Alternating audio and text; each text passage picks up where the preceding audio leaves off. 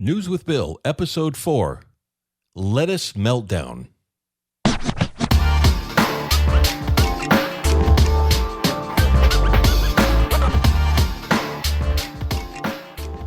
Hello and welcome back to News with Bill, where I tell you all about the weird, odd, and bizarre news stories that you won't believe are true. And in a lot of cases, let's be serious, you'll wish they weren't true.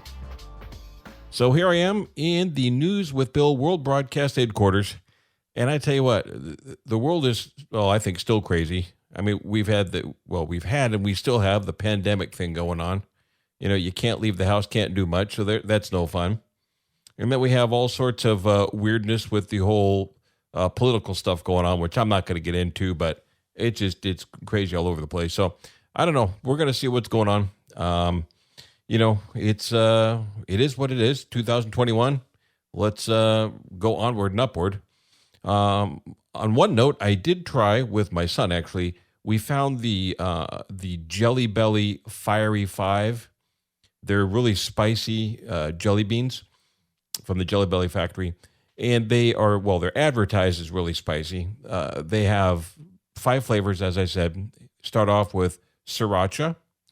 And we tried that one, and that actually does kind of taste like Sriracha. It was strange in that it had kind of a sweet taste to it because it's a candy, but it did actually really taste like the sauce that had that Sriracha sauce flavor. Not too spicy, but it did have a little bit of a kick to it. Next up was jalapeno. That was not as spicy, but it did taste like a fresh jalapeno. Not one of the pickled jalapenos from a can or anything. It tasted like you had, actually taken a jalapeno off a plant and taken a bite out of it. Not super spicy either. The third one was cayenne, and I got to give cayenne some respect. That had some pretty good spice, like in the front of the mouth, some mouthfeel. And both my son and I, we tried that, and we both felt that was, of the 3 thus far, that was the spiciest. And that had some lingering mouthfeel. It wasn't overpowering or anything. I really like spicy food, so it was kind of, I would say probably medium or low medium at best. And that's 3 so far. The next we had was habanero. Now I was expecting habanero to have the kick, be a little spicy, but really that was more sweet to me than spicy. So it was colored, had that pale kind of orange color that a habanero has. We tried it. It had a little kick to it. I felt that the cayenne was a lot spicier. Taste was okay. I was still trying to get over the fact that it was sweet along with the spicy instead of, if you just had the chili pepper, it'd be straight spice. Now, last and certainly not least, we did have and try the Carolina Reaper Jelly Belly. Now, boy, the both of us were really prepared for some awful things to happen. But really, I didn't think it was that bad. I still felt that the cayenne had a spicier mouthfeel to it. Now, my son, he thought that Carolina Reaper Jelly Belly was pretty spicy. I did record him tasting it, but I told him, and he asked me, please don't advertise it. I'll tell you what, if you're like on TikTok or something, you can find it on there. So I did rat him out. And maybe next time I'll either play the audio for you on the next episode, or heck, I might put the video up on the website at newswithbill.com. I'll let you guys know. I want to ask his permission first since he's the one in the video. But his reaction was pretty funny. So that's really all that's been up. I'm working from home, probably like a lot of you are. Kind of going crazy, but it is kind of nice to wake up like 3 minutes before I have to work, put some water in my hair, and sit down and start working. So there's that. Anyway, I have a lot of stories that I found. Good to be back. Good to be in all of your ears, as it were. So let's get this thing going on, shall we? All right, first up today, we have a man who's fighting COVID, who also happened to be blinded and paralyzed by a cobra. So this guy, Ian Jones, he's apparently, based upon the title of the story, you can tell he's a magnet for bad luck. He's already experienced malaria and dengue fever while he was working in India. So he's already had quite a couple of experiences. Now he is in intensive care after being bitten by a black king cobra in Jodhpur, Rajasthan. I live with that pronunciation, in the northwest of India. So he's a former healthcare worker, and he had been in India for months doing charity work despite the ongoing pandemic that we're going through right now. I mean, this guy's a saint. So Ian's son, speaking on behalf of the family, said, "We were naturally concerned about him, though. And then when we heard he had also suffered what is usually a fatal snake bite on top of all that, we honestly could not believe it. It really has been touch and go. It really has been touch and go. He is stable at the moment, although he has paralysis in his legs and blindness, both of which we hope is temporary, but it is clear he is going to need to remain in the hospital for quite some time to recover." He described his dad as a fighter, having already experienced malaria and dengue fever, as I had said previously, and he hopes that his dad's blindness and paralysis are temporary. And so Ian is now battling both the snake bite and coronavirus in the intensive care unit. The foundation that Ian works for has set up a GoFundMe page to raise funds to cover his medical costs, and in the hope that he can eventually be transported home. I'm just hoping that old Ian gets the message. I mean, after malaria, dengue fever, coronavirus, and a cobra bite causing paralysis and blindness, I really think it's about time that he learns to stay at home. All right, this story's been out for a little while. I just think it's so funny I had to bring it back. It's about the Pope. I don't know if you heard that the Pope's Instagram account liked a bikini model. Now, I think it's safe to say we've all been there. You know, when you're scrolling around on Instagram and you come across your ex, an old friend who isn't a friend anymore, someone like that, and somehow you're fumbling around, and then all of a sudden that heart pops on the screen like you accidentally hit the like, and then you have to quickly like fumble around and unlike it real quick, and then you're thinking, oh, shoot, did they see it? So this might have been what happened here, but I'm thinking the Pope, man, I think he was just, liking what he saw. So the Pope, welcome to the club. So recently, the Pope's official Instagram account has given a like to a pic posted by bikini model Natalia Garibato. And it wasn't just any picture, let me tell you.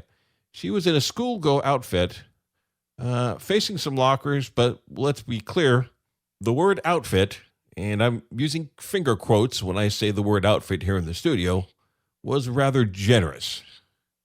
This was more like a couple of handkerchiefs worth of cloth that left a rather large swath of flesh on her posterior without anything on it.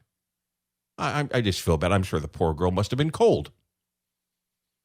So it's not clear exactly when the pic got this papal blessing, but the account, unlike the photo the day after the incident, first made headlines. Since then, the Vatican has launched an investigation into how this mix-up occurred. While the incident is investigated, the Vatican reported that the Pope has now moved on to Tinder. And just for your reference, scientific research purposes only, the Instagram of this model, and I'm going to have to spell it out for you. It's her Instagram is at NATAAGATAA.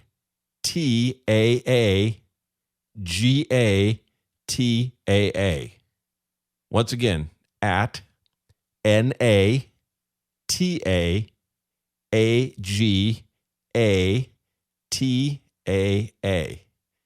Please check it out. Let me know what you think of what you see there.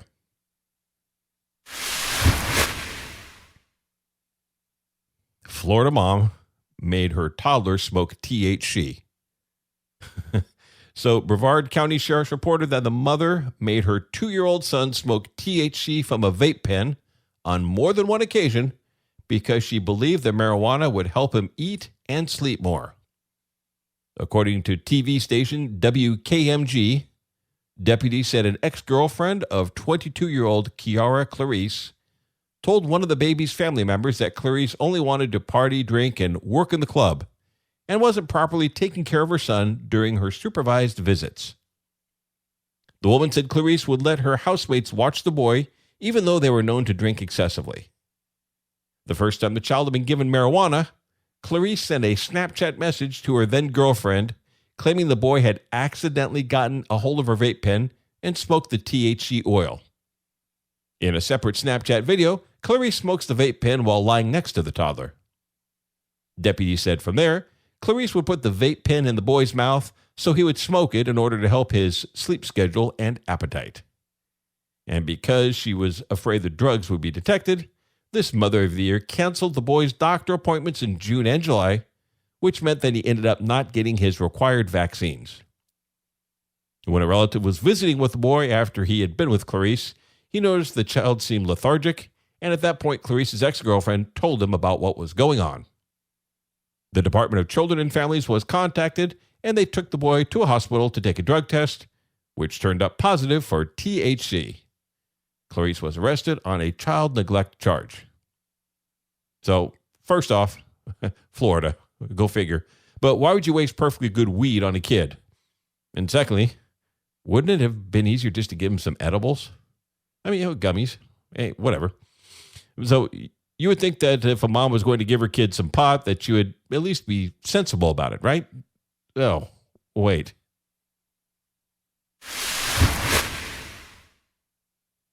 All right, next up we have a biker who is a 3-time loser. So a Kansas City man in possession of methamphetamine was critically injured Thursday after falling while racing on his motorcycle, during which he accidentally shot himself and got hit by a car. Officers and medical crews responded to 12th Street and Kansas Avenue in reference to a car crash and transported the man to an area hospital with critical but non-life-threatening injuries. According to police, while racing, the suspect lost control of his bike and wrecked. During the accident, a weapon in his waistband discharged, striking him in the hip, and he was also struck by another vehicle that fled the scene. He was transported to an area hospital in critical but non-life-threatening condition.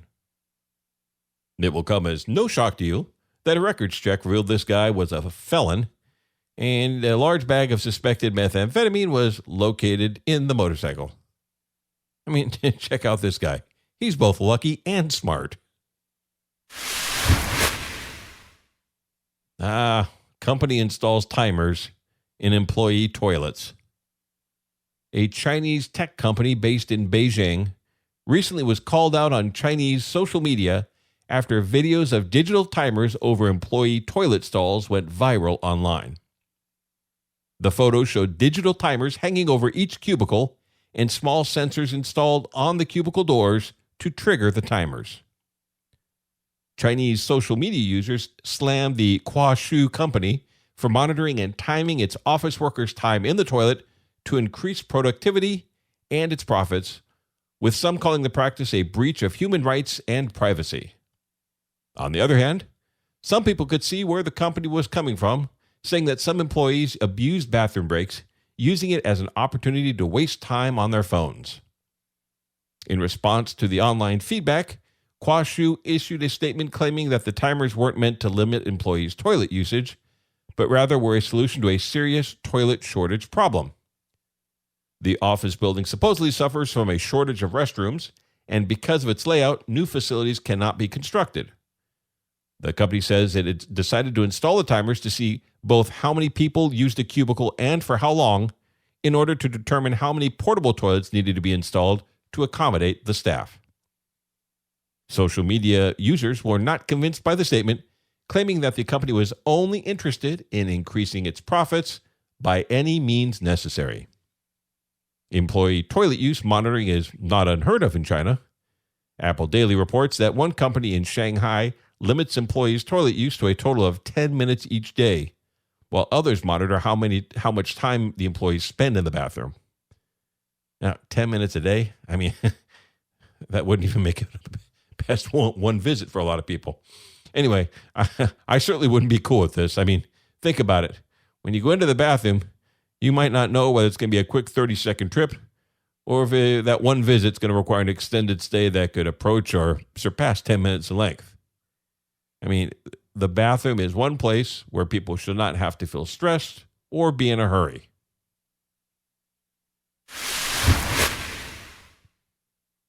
A pastor turns his chapel into a strip club. With the spread of the coronavirus, we have seen different shutdowns, stay-at-home orders, all that sort of thing. All as part of an effort to contain it. And the thing is, the list of businesses that are considered to be quote-unquote essential is illogical at best and politically motivated at the worst, especially out here in California. For example, out here, marijuana dispensaries and liquor stores are still open, but places like gyms and churches are closed. So many California churches have sued over the shutdown order, and their non-essential designation. They argue that shutting down churches violates the First Amendment. Others have continued to hold indoor services despite the shutdown order. Strip club owners in the state have also challenged the shutdown order, saying that their businesses are, quote, legally protected speech guaranteed by the First Amendment. On November 12th, a San Diego Superior Court judge ordered the county to temporarily reopen strip clubs pending a full hearing at a later time. Since being able to provide live adult entertainment is a protected right in at least one county, why can't churches be able to use this ruling to their advantage? So let's talk about good old Pastor Rob McCoy of the Godspeak Calvary Chapel in Ventura County. So Pastor Rob decided to take a chance. When he opened the Sunday service, he chuckled and said, "I want you to know what it's about to transpire is Governor Mike Huckabee's fault." He then played a clip from Hannity in which Huckabee said a church could announce that their pastor would remove his tie during the sermon, and since he was taking off an article of clothing, that would make the church a temporary strip club, and therefore it would be legal for the people to attend services. So what did McCoy do, Pastor Rob? He went the extra mile. He actually danced to striptease music, and not only did he take his tie off, he also threw it out in the audience. McCoy's message focused on the increased persecution churches face during the pandemic shutdowns and the tyrannical rule being embraced by so many on both sides of the aisle. Now, there's no word if he stripped down to pasties and lace underwear as the sermon continued, but I can report that there were an unusual amount of singles in the collection basket that week.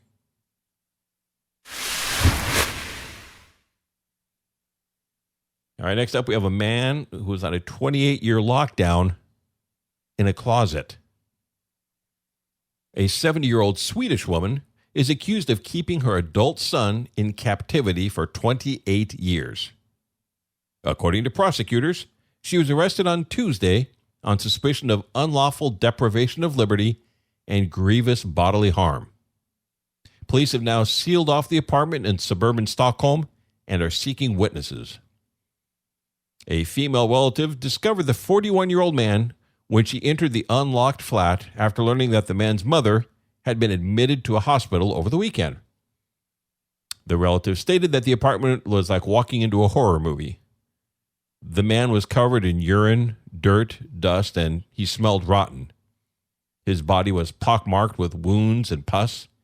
He was missing all of his teeth, and he was unable to speak coherently. The relative called for an ambulance, and the man was subsequently taken to the hospital and treated for his injuries.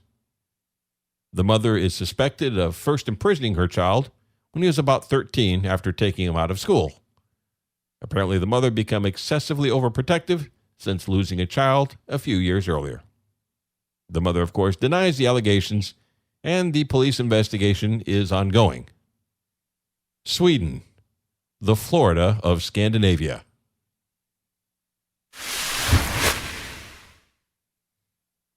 Well, Hitler is back. A man named after Adolf Hitler has won a local election in Namibia. Unona Adolf Hitler, 54, was elected as a local politician for the town of Ompunja in the north of the country.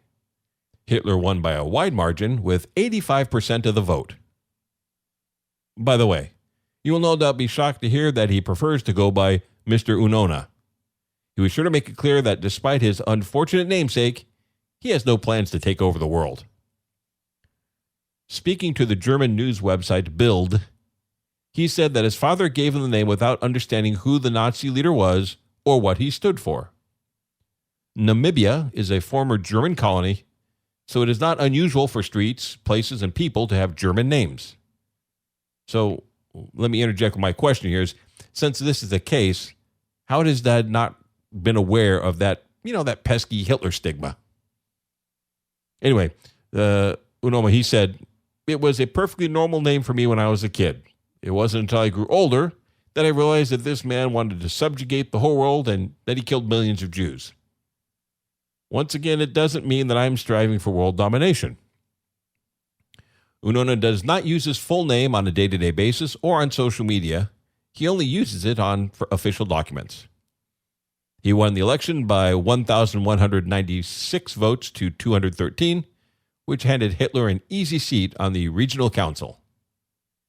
And it's not his first foray into politics, as he has been a popular local councillor for some time, as well as being an ardent anti-apartheid activist. So hey, I never thought that I'd be able to say this, but see, all Hitlers aren't that bad after all.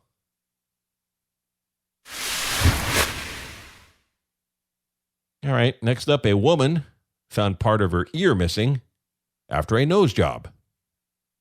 A 31-year-old Chinese woman who had recently undergone a rhinoplasty procedure at a local hospital in Chengdu in China was shocked to see that a chunk of her ear cartilage had been removed during the procedure. The woman had her nose surgery at the Angel Wing Hospital in Chengdu on September 1st. This was her second nose procedure in the last 5 years, and fortunately, there were no missing parts after the first operation. The woman told Chinese media that the operation went fine and she felt good, but 4 days later, she looked in the mirror and noticed something strange about her right ear. The tragus, which is that small pointy cartilage that kind of covers the opening of your ear, had mysteriously been surgically removed, and nobody bothered to mention it to her. The upset woman confronted hospital staff about her discovery, and they told her that was a normal procedure, and that she had given consent for that cartilage to be used when she signed the release before the surgery. A Chinese news outlet confirmed that cartilage from the ear is commonly used for rhinoplasty procedures, as it doesn't impact the patient's look. The 31-year-old patient demanded a full refund, financial compensation, and a new operation to fix her ear. She complained that she is embarrassed about the look of her ear and that she isn't even able to use earbuds because the right one keeps falling out. As of now, the issue is still unresolved, and the woman is stuck using 8 Q-tips at a time to clean her right ear hole.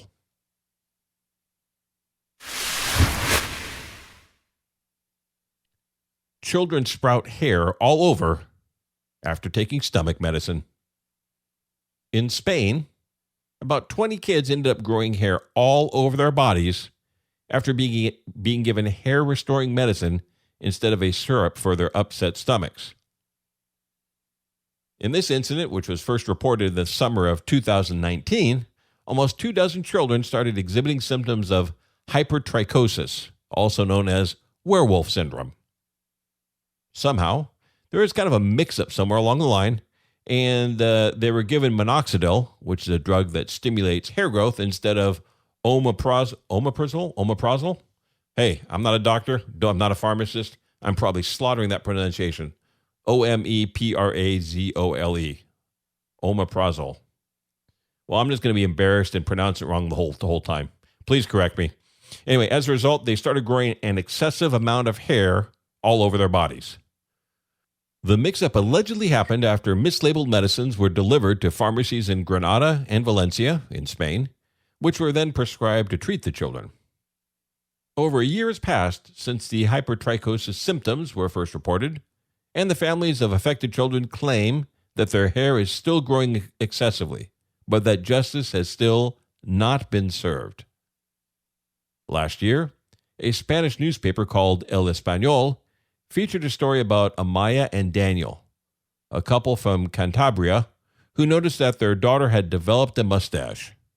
She had light brown hair, but at under 22 weeks old, their daughter had a thick black mustache.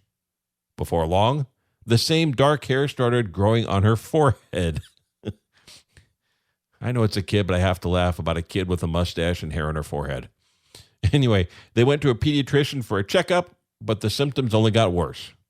Weeks later, the little girl's body was covered with the same black hair, everywhere from her back to her fingers, legs, face, and shoulders. They visited the pediatrician again, and the cause of the hair growth was discovered when they reviewed the child's medical records. As soon as it was discovered that certain batches of omeprazole syrup had been contaminated with minoxidil, the Spanish Agency for Medicines and Health immediately recalled them from the market, but by that point, several similar cases had been reported around the country. A Spanish news agency reported that Many of the affected children continue to suffer from hypertrichosis, and though it has been a year, or actually over a year now, since the mix-up was discovered, no one has yet been held accountable for this whole thing going on. I'm thinking, it'd be a great PR. What if, like Harry's, the razor company, what if they sent some donations over there? We got to get those kids started.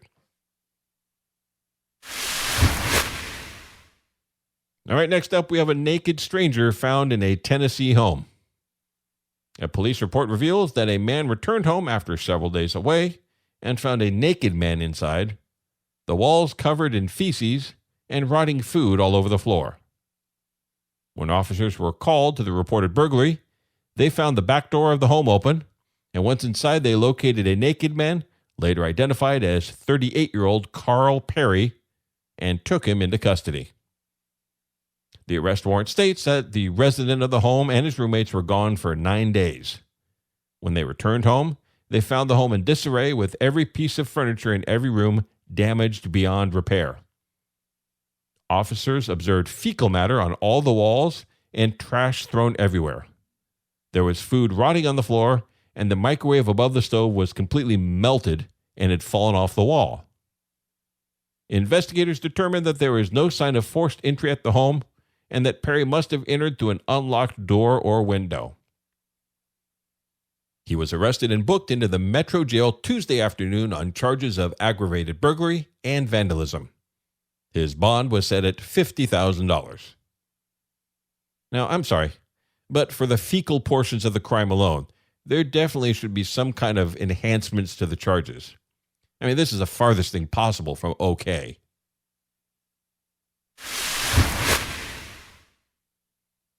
Man has a lack of lettuce meltdown. Once again, we're going back to Florida. Big shock, I know. But a Florida man caused a disturbance at a burger joint because it had run out of lettuce. 49-year-old Henry R.C. Caballero was beating on the windows of a Checkers restaurant in Largo, Florida. R.C. Caballero was melting down because, according to police, he was upset that the store had no more lettuce for their sandwiches. According to a criminal complaint, R.C. Caballero was yelling and screaming at Checkers employees, causing them to fear for their safety. When police arrived on scene at around 11:30 p.m., R.C. Caballero was in his car and refused to identify himself, so an officer assisted him from the vehicle. R.C. Caballero was charged with disorderly conduct in an establishment and resisting an officer without violence, both misdemeanors. R.C. Caballero was released from the county jail the next day on his own recognizance. All right. Now, I've never been to a Checkers. And in fact, I looked, and there's only one in California, and it's in Bakersfield, California, which is about 5.5, 6 hours south of me. So I don't know if their food is worth causing this kind of disturbance over in the first place. But have any of you been to Checkers? If so, please let me know how it is. Is it just like another McDonald's? Or is it like a step above? Do they have some kind of great food thing going on? So shoot me an email, feedback@newswithbill.com, or leave a voicemail, 209-854-4620, and let me know about Checkers. I'd love to hear what you have to say. And most importantly, if there is no lettuce, my solution would be just add extra bacon. I mean, that would make everything better, right? All right, and finally today, a Chicago man was stabbed to death over Thanksgiving leftovers. So we're ending the show with a couple good instances of food craziness. So Chicagoan James Dixon has been charged with murder for the fatal stabbing of 52-year-old Vincel Jackson, following a dispute related to Thanksgiving leftovers. The Chicago Sun-Times reports that the violent quarrel started when Jackson objected to Dixon eating with his hands. And need I even mention that there was heavy drinking involved with these two as well? Anyway, according to police, Jackson tried to get Dixon to leave the house. At that point, Dixon is alleged to have put his hands in the leftovers, and he also threw a sucker punch. Now, the fight between these two pillars of society then extended to the outside porch area of the home. A witness to the fight heard Jackson ask Dixon, "What are you reaching for?" Jackson was then stabbed 9 times, sustaining wounds to the forehead, nose, hand, leg, and arms. He was later pronounced dead at a local hospital. Dixon fled the scene, but he was located about 8 hours later after attempting to seek his own medical treatment for a cut on his hand. He was found with multiple knives, one of which was bloody. Dixon's attorney says he was trying to defend himself. He has been charged with first-degree murder, and his bond has been set at $350,000. So it's like that old saying says, the family that kills each other over leftovers stays together. All right, well, that is going to do it for this episode of News with Bill. Thanks again for listening. I appreciate you. Please be sure to subscribe to the show and give us a rating wherever you listen to your podcasts. I'd also love to hear your feedback and your ideas, so please let me know what you think. You can comment on this episode at newswithbill.com. I'm at newswithbill on Twitter and Instagram. You can send an email to feedback@newswithbill.com. Or you can call and leave a voicemail on the News with Bill hotline at 209-854-4620. And don't forget to tell a friend about the show. Thanks again for listening. I'll catch you next time.